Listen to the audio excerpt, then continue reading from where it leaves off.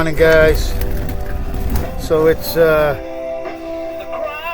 Saturday, September 28th, 2024 here in Rusty, Rhode Island. Well, I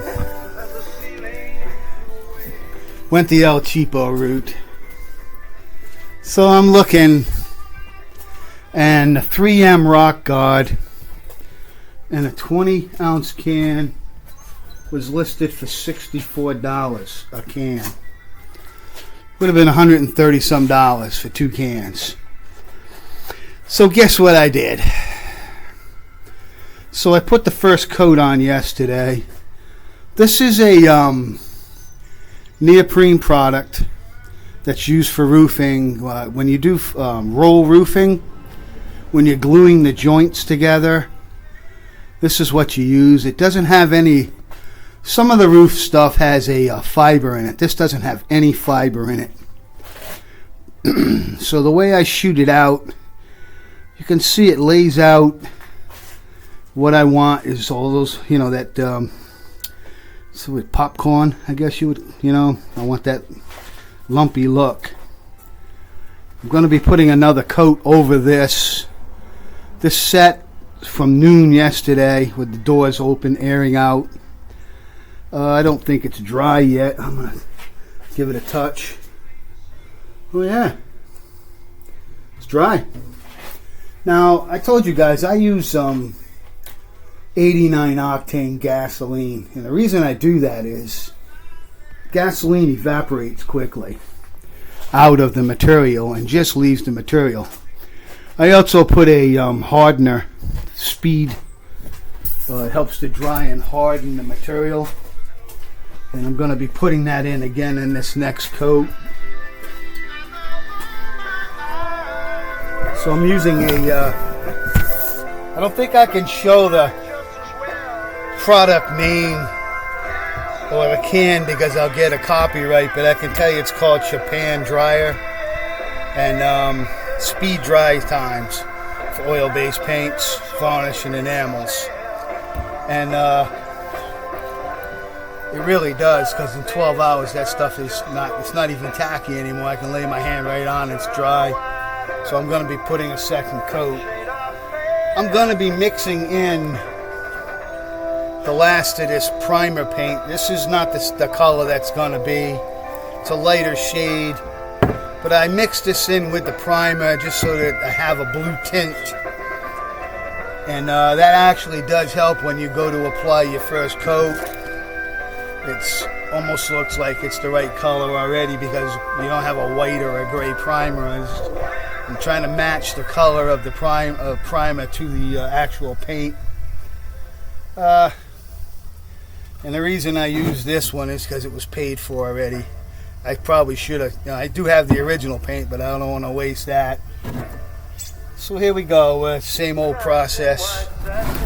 Be mixing gasoline in my little jug here. I'm going to add some more material in. I got myself, damn it. Never fails. I'm going to touch something that's got tar on it. I had to do myself a gasoline bath yesterday by the time I was done. And I will again today. So let's get set up to spray. So because I added paint in, I lowered my air pressure down to 80 from 100. I don't want it to blow out as fast because it's thinner when you add the paint and the hardener. I put the rest of that blue can. It was probably about 4 or 5 ounces of paint. It'll help to tighten this stuff up and make it hard.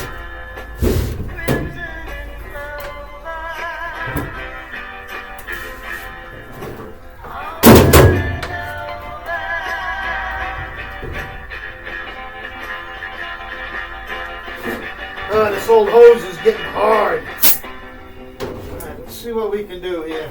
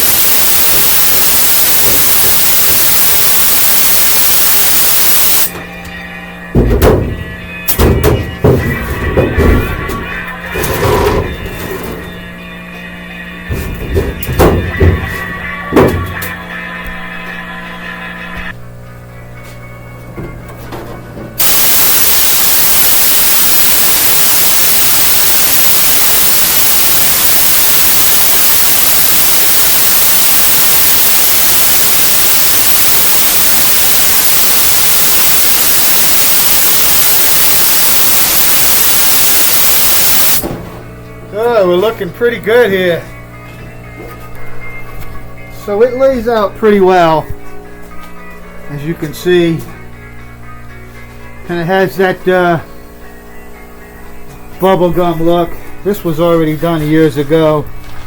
Somebody had done it already. I'm sure they just took some spray can undercoat and just shot it on there, but it's gonna look good. See what's going on here in Rusty, Rhode Island. I forgot to pick up some more. I was gonna put several coats of red oxide over this and then sand it down again. Haven't done that yet either. Still working, but getting things done here slowly in Rusty, Rhode Island. You see what's going on.